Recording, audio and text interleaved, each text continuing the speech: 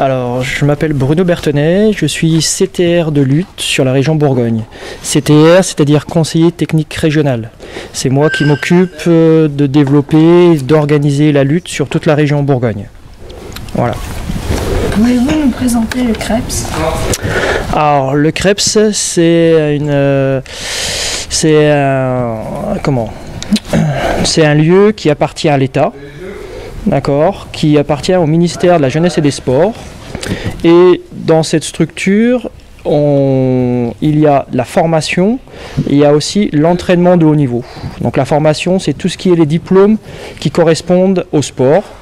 Donc les brevets d'État anciennement, maintenant qui s'appellent BPGEPS, où on peut après enseigner des sports, différents sports, notamment la lutte.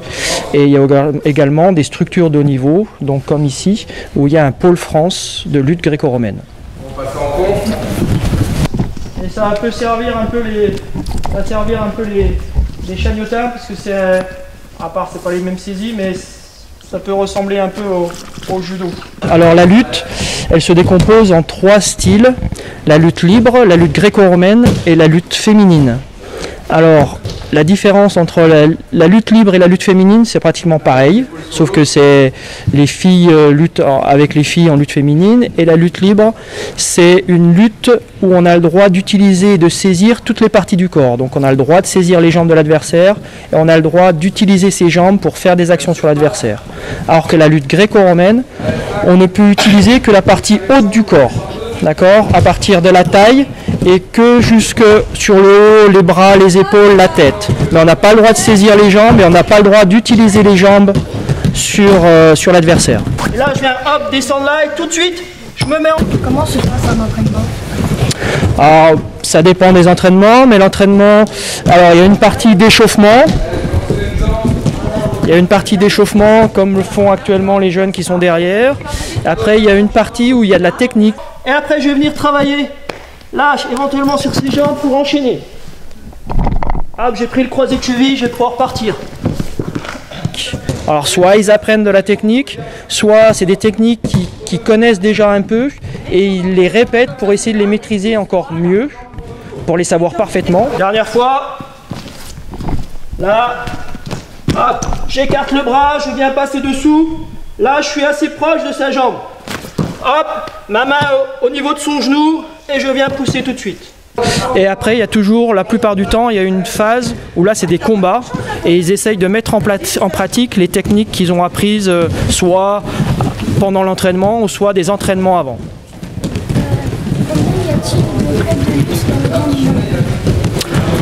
Dans le Grand Dijon, il y en a, à Talent, à Dijon, à Chenôve, si on prend le Grand Dijon, Chevigny également. Donc sur le Grand Dijon, il doit y en avoir 4. Y a-t-il des précautions de sécurité particulières? Non, pas de précautions. Après, il faut simplement faire attention à respecter les règles. Donc dans les règles de lutte, on n'a pas le droit de faire mal. D'accord? Donc tout ce qui est étranglement, griffer, mordre, etc., on n'a pas le droit. Donc simplement en respectant les règles de lutte, voilà, ça suffit pour faire attention à son adversaire.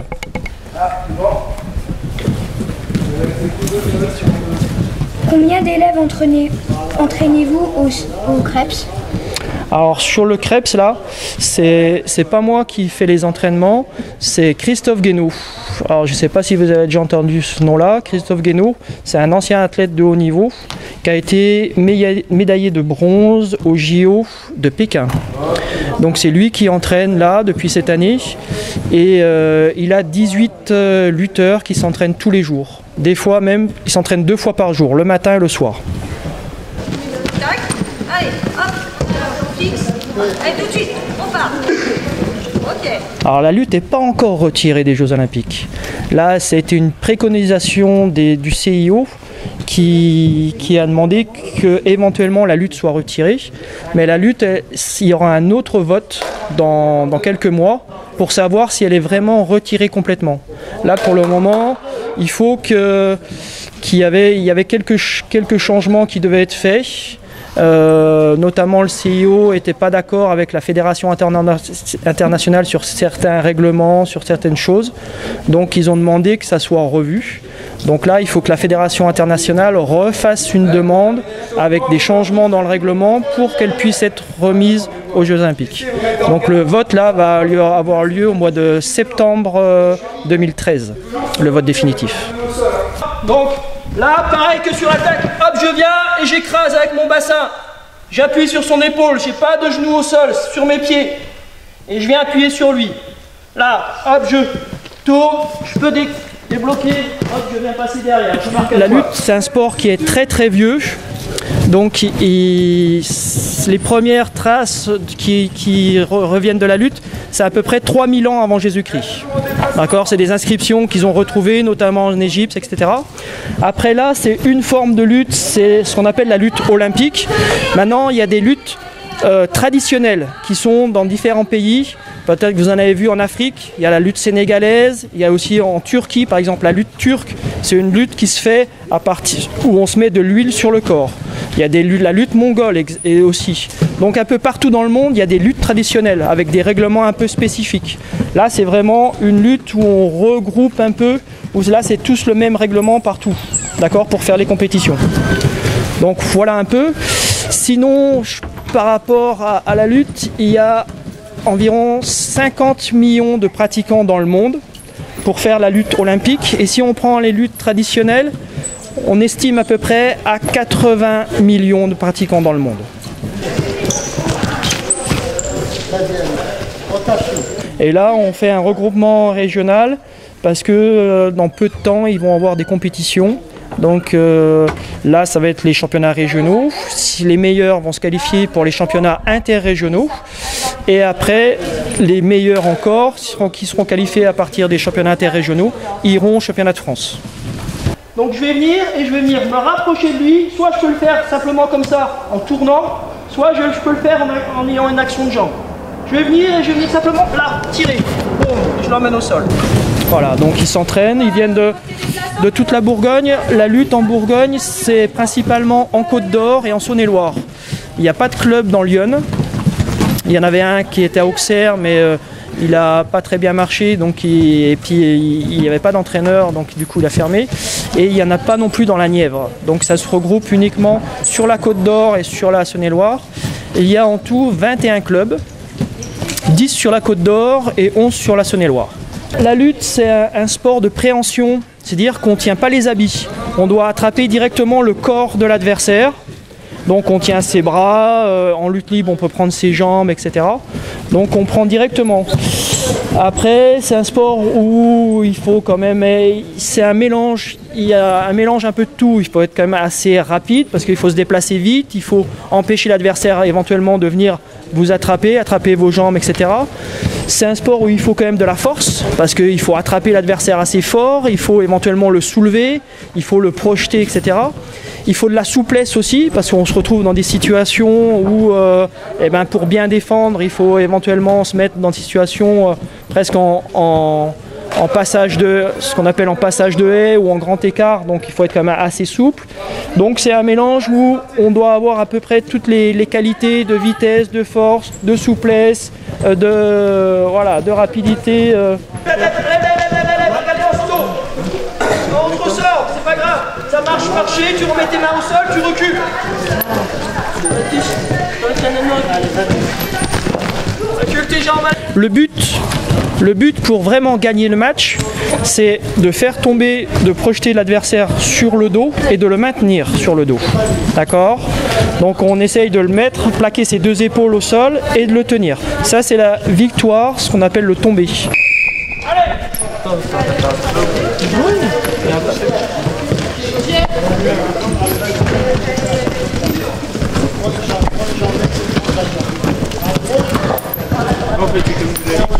Allez, enchaîne, croisez, allez. Allez, vas-y, rentre, allez. Dis ça, tu es statique, déplace-toi, bouge. Maintenant, il y a différentes phases où on peut gagner des points. Par exemple, si on est debout, qu'on amène l'adversaire soit à plat ventre, soit à quatre pattes et qu'on passe derrière, qu'on le tient, qu'on le contrôle, ça rapporte par exemple un point. Si on est au sol, et qu'on l'oriente, on oriente ses épaules vers le tapis, mais on n'arrive pas à le tenir, c'est 2 points, etc. Donc, si on n'a pas réussi à le gagner en faisant un tombé, on peut aussi gagner avec le cumul des points. Ça sera le lutteur qui aura le plus de points qui ont gagné. Là, les matchs se composent en 3 manches de 2 minutes. Donc, il faut gagner 2 manches, soit on gagne par tombé, bien sûr, ou sinon, il faut gagner 2 manches pour gagner le match, si on n'a pas réussi à le tomber. D'accord? Donc, ça peut être jusqu'à 3 manches. Au bout de, il peut y avoir une manche partout, et après, ça sera la dernière manche qui sera décisive pour savoir qui gagne le match. Sur lui, là, hop, je pars. D'accord? Mais à chaque fois, je pars bien en poussant sur lui. Là, ma tête, hop, je vais l'enrouler un peu dans son dos, là. Si je pars comme ça, lui, il va bien s'asseoir et il bloque là sur le dos. Les cercles, c'est la zone de combat. C'est-à-dire que les lutteurs vont commencer sur la partie centrale, sur le centre, là. Et normalement, ils doivent lutter sur la partie jaune, principalement. Dès qu'ils arrivent dans le rouge, c'est un peu la zone limite. Ils ont toujours le droit de lutter sur la zone rouge, mais l'arbitre va leur dire zone. C'est-à-dire que normalement, ils doivent essayer de revenir vers le centre. D'accord? Et dès qu'ils sortent et qu'ils viennent mettre les pieds dans le bleu, alors s'il y en a un qui met le pied dans le bleu, normalement, ça dépend de la situation, mais il va perdre 1 point, c'est-à-dire que l'autre va marquer 1 point.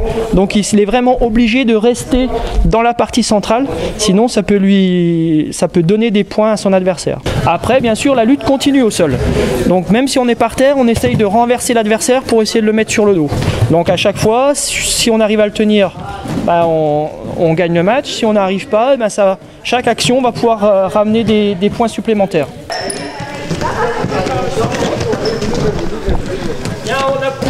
Moi c'est Grégoire Coulon, je fais de la lutte depuis, là c'est ma 3e année de lutte.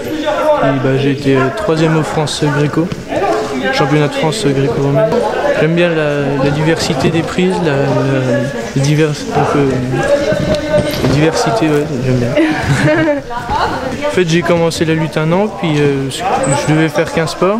J'ai commencé la lutte pendant 1 an, puis ça m'a bien plu, je me suis senti à l'aise en faisant de la lutte, et puis j'ai continué la lutte, puis tout va bien.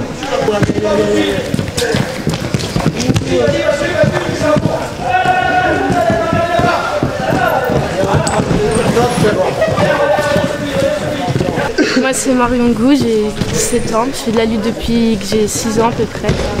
J'ai fait une 3e place au championnat de France quand j'étais minime. Quand j'étais petite, j'ai toujours été un peu garçon manqué, du coup ça me plaisait bien, c'était plutôt un sport de garçon. Du coup, j'aimais bien de me dépenser, j'avais besoin de bouger et tout. Mes cousines, qui sont un peu plus grandes que moi, elles en faisaient. Du coup, j'ai voulu essayer comme elles. Donc, je m'appelle William Point. Ça fait 7 ans que je fais de la lutte. Et j'en fais à Bretonnière. J'aime bien parce que c'est un sport solo et on peut vraiment voir jusqu'où on peut aller tout seul. C'est vraiment... c'est pas comme un sport d'équipe, c'est vraiment voilà. Là on est tout seul et on peut compter que sur soi. Bah oui, parce qu'on peut vraiment se dépasser soi-même, voir où on peut aller, puis essayer d'aller le plus loin possible. Bah, il faut vraiment avoir beaucoup d'entraînement parce qu'il y a vraiment un haut niveau. Il y a des gens qui s'entraînent tous les jours, 2 fois par jour. Puis il y a beaucoup d'étrangers aussi, donc ils s'entraînent beaucoup plus. Ça suffit, il faut tout le temps rester en position, il y a plein de prises qui sont assez physiques pour porter, il faut souvent porter une personne. Puis après, sur 2 minutes, ça peut paraître court, 6 minutes en 3 manches, mais en 2 minutes, on peut faire beaucoup de prises et ça peut être vraiment intense. C'est pour ça qu'on fait beaucoup d'entraînement pour arriver à être intense sur un court temps, mais vraiment intense. Même on fait 2 jours vraiment que de la lutte quoi. Puis on apprend avec des autres personnes, des autres entraîneurs. Il y a les champions olympiques, donc voilà, on apprend plein de choses. On nous explique vraiment les prises, c'est pas comme à l'entraînement où on peut voir plein de prises différentes. Là c'est centralisé sur des placements, c'est vraiment...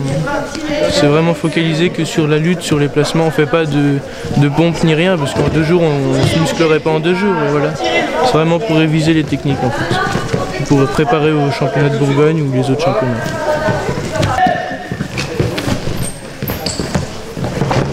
C'est bon, debout. Debout, c'est bon. Debout.